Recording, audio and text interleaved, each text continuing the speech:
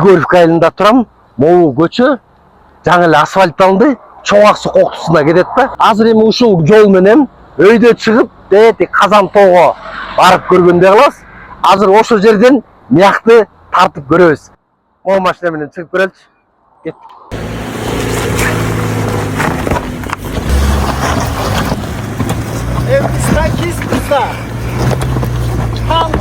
Міне тетик жерде турам.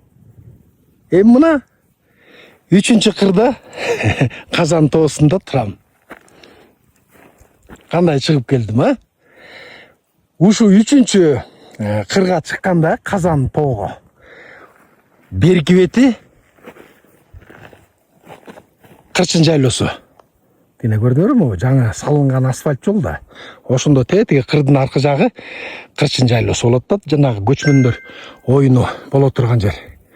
Ошондо тиги Кичи Аксу коктусунан чыгып, моякта Кырчын жайлоосунан өтүп туруп, моякта белди ашып туруп, аркы Чоң Аксу коктуга түшсө болот да.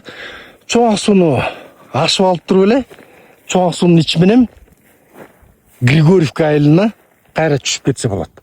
Мына Григорьевка айылы. Ошондой бийиктикте.